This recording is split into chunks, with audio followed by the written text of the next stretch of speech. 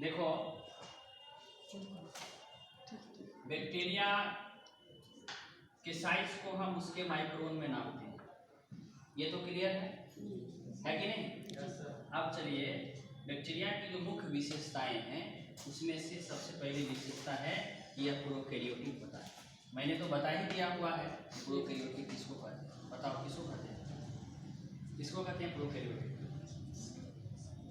Prokaryotic का मतलब होता है कि जिस कोशिका में केंद्रक नहीं होगा, जिस कोशिका में केंद्रक नहीं हो, न्यूक्लियस नहीं हो, उसको हम क्या कहते हैं? प्रोकैरियोटिक। तो बैक्टीरिया क्या है? प्रोकैरियोटिक। अब देखो बैक्टीरिया प्रोकैरियोटिक है। आप एक चीज और जान लो, बैक्टीरिया को किस किंगडम में रखा गया बताइए? मोनेरा किंगडम में। किसमें रखते हैं? मोनेरा किंगडम में हम बैक्टीरिया को रखते हैं, ठीक है? कहाँ रखते हैं? मोनेरा किंगडम में दो तरह के होते हैं बैक्टीरिया। एक होता है आर्की बैक्टीरिया, है कि नहीं? Archie bacteria. और दूसरा क्या है? You bacteria. क्या है दूसरा? You bacteria.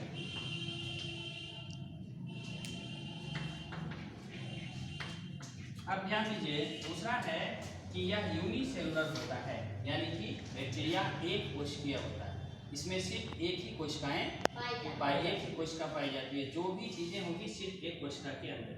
बैक्टीरिया सर्वव्यापी होता है, यानी कि इस ग्रीन बोर्ड पर भी बैक्टीरिया होगा, हाथ पर भी होगा, इस घड़ी पर भी होगा। जहाँ खोजो वायुमंडल में, जल में, जमीन पर, गर्म स्थानों पर, ठंडे स्थानों पर, हर जगह बैक्टीरिया पाया जाता है। बैक्टीरिया का आकार और स्वरूप भिन्न भिन्न होता है। इसके लिए हमने यहाँ बनाया हुआ है मोनोकोकस, जिसमें कि एक सिंगल बैक्टीरिया अगर हो तो उसको हम क्या कहते हैं? मोनोकोकस। डबल हो तो डिप्लोकोकस, और छोटे छोटे समूहों में हो तो उसको हम कहते हैं सार्सिना।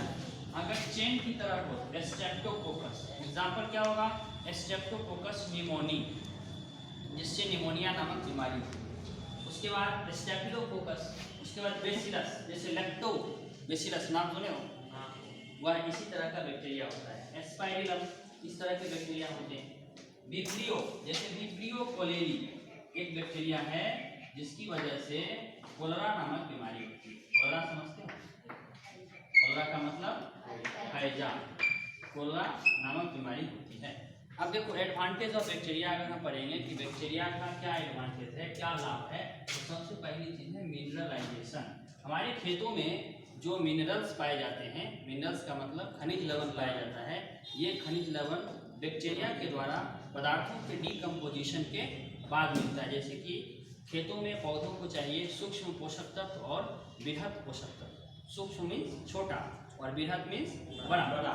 सूक्ष्म किसको कहते हैं? जिसकी ज़रूरत खेतों में पौधों को कम होती है, और बृहद किसको कहते हैं? जिसकी ज़रूरत पौधों को अधिक होती है। तो दोनों प्रकार के सूक्ष्म पोषक तत्वों की पूर्ति किस प्रक्रिया द्वारा होती है? मिनरलाइजेशन। किसके द्वारा? और मिनरलाइजेशन की जो प्रक्रिया होती है, ये मिनरलाइजेशन की प्रक्रिया बैक्टीरिया की सहायता के बिना संभव नहीं है। तो बताइए फायदेमंद है कि नहीं? दूसरी बात, नाइट्रोजन फिक्सर। वायुमंडल में नाइट्रोजन होता है, तुम लोग को मालूम है, 10th क्लास से भी में पढ़ा होगा, 9th में भी पढ़ा होगा। तो वो जो नाइट्रोजन फिक्सर है, यानी एटमॉस्फेयर में, वातावरण में जो नाइट्रोजन है, उसको राइजोबियम नामक बैक्टीरिया वातावरण से उसको अवशोषित कर लेता है और दलहनी पौधों की जड़ों में जाकर स्थापित कर देता है।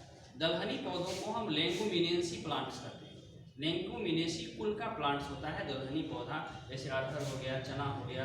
तो इन सारे पौधों की जड़ों में यह फिक्स कर देता है नाइट्रोजन को, जिससे नाइट्रोजन को पौधे अवशोषित करते हैं और फिर उसको अपने वृद्धि के रूप में, अपने वृद्धि के लिए उसका इस्तेमाल करते हैं।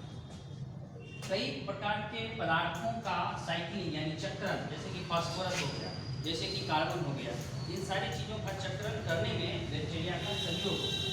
अब कोई भी चीज़ मर गया, जैसे जंतु मर गए, जानवर मर गए या प्लांट्स मर गया, तो उसका सफाया होना चाहिए, 50% होना चाहिए। तो उसके लिए क्या होता है? बैक्टीरिया अपने उसके शरीर में इंटर करता है, मरे हुए शरीर में, मृत शरीर के अंदर बैक्टीरिया प्रवेश करता है और बैक्टीरिया वहाँ प्रवेश कर एक विशिष्ट प्रकार का एंजाइम्स उस बॉडी पर छोड़ता है। किस पर? जो मर चुका है, और उस बॉडी पर छोड़ता है और छोड़े हुए बॉडी में पाए जाने वाले ऑर्गेनिक और इनऑर्गेनिक पदार्थों को मुक्त कर देता है, जिससे वह पदार्थ डिकम्पोज हो जाता है। बैक्टीरिया यहाँ फायदेमंद है।